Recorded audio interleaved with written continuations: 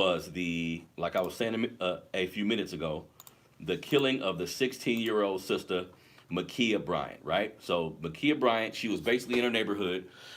Um, she was she's a foster child, so she's at her foster house. It seems like a fight broke out. She actually called the police, and I'm gonna get into my opinion about this in a minute. But she actually called the police. The police came. Once the police arrived, they seen her push a girl to the ground. They seen she had a knife in her hand, right? They seen she had a knife in her hand. She, from the video, from the looks of the video, she had the knife in her hand, about to possibly strike another young lady with the knife, right? So it's a lot that we need to unpack here because, of course, RIP to the young sister. She shouldn't be dead. Like, regardless of what she now, of course, she had a gun in her hand. I think you have to shoot somebody to kill him. But having a knife, I'm not completely sure if we shoot to kill if somebody has a knife. Like, this always brings the question, though, every time we see these police killings, because just like every time this happens, the people in this community, they're protesting, they're doing what they can, like when this shit always happens to us, right? But in this situation, the young sister did have a knife. Now, in my opinion, a lot of this starts with like transparency and empathy on the cops' part. In my opinion, this is why we need police in our neighborhoods that look like us. Like, we need to be policed by our own to a degree. Now, I'm not sure how much that would have changed the situation, but in my opinion, if a black police officer would have pulled up who knew her, right? If a black police officer pulled up who knew her, he could have spoken to her. He could have talked to her. He could have reasoned with her a little bit, right? Because it's unfortunate. When I first seen the video, I'm thinking, okay, you could have tased her, stun gun, billy club, something like that. But it's obvious cops aren't trained for combat like that. Cops aren't trained for combat. So you have a cop that's not trained for combat. Then you have a cop that's showing up to a black community. If you look at the video, it's hysteria going on. And all these white cops who've never been around us, this is important, family. All these cops who's never been around us, when they come into our environments and they see this type of hysteria, they're not used to it. So they're already on edge. So you got a nervous white man who never been around this kind of environment with a gun on his hip. Something bad's gonna happen. You know what I mean? So RIP to the young sister, and he shouldn't have shot her 4 times. It's a lot of reading news stories about all of these type of incidents. It's almost like when something like this happened, a cop has to shoot to kill, and that's a mistake, family. Like, shoot her in the knee, shoot her in the leg. I don't think many people, regular people, if you shoot somebody in the knee and they got a knife in their hand, they dropping that fucking knife. They're not finna continue with the knife. You know what I mean? So we shoot her 4 times, family. That's excessive. That's excessive. But so again, when you in our community, you thinking, okay, is he racist? We see the lack of empathy because Rittenhouse, the young kid who was walking around the protest with a goddamn AR-15, shooting people. Like, he actually shot people with an AR-15. He got arrested, family. He got arrested. They put him in handcuffs. I think they even gave him some goddamn water. You know what I mean? So many people are saying, okay, she had a knife. She should have been shot.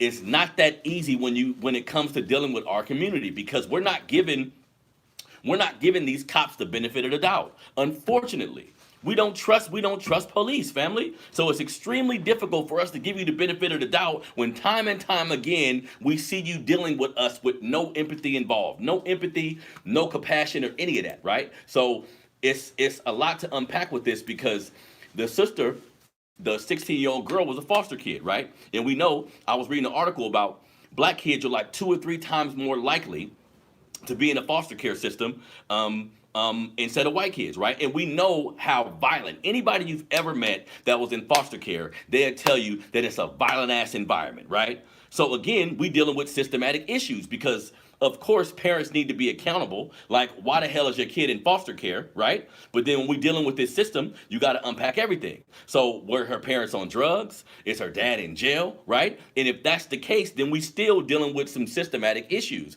I think as black people, as melanated people, we need to be accountable of every fucking thing we do, but everybody does not have the wherewithal to maneuver through this system without getting caught up. It sounds easy to say, stay off drugs, stay out of jail, but the shit ain't that easy when our communities are targeted, right? So again, it did not say why she's in foster care, but it had to be some dysfunction in her family, right? If you got two, if you got two loving parents, you're not finna go to foster care. So she's already in this violent ass environment, right? So again, I'm not sure in this situation they're actually gonna punish the cop because she did have a knife, and everybody, all the officials are saying it was like he followed the law to a T.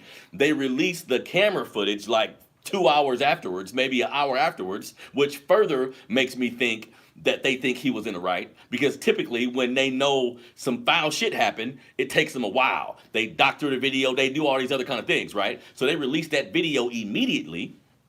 And I personally don't think anything's gonna happen to the cop. But again, in our community, we're dealing with a lack of empathy. We're dealing with these people who, time and time again, show us that they're not really there to protect and serve, right?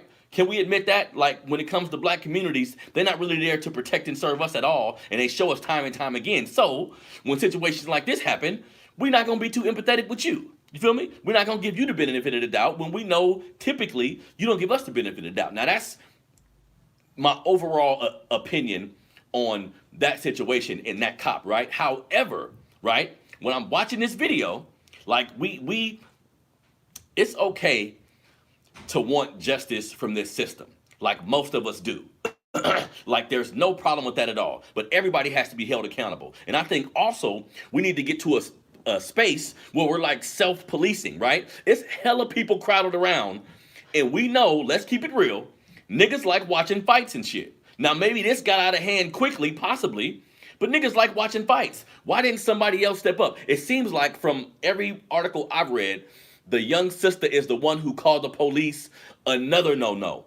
Black family, if somebody ain't dying from a heart attack, if somebody don't have an ailment that you can't help them with at that time being, we shouldn't be calling the fucking police. And I know it sounds harsh, but look at the kind of shit that happened. She called the police and said some girls was at her jumper. They had a knife. You know what I mean? And as far as getting jumped, right?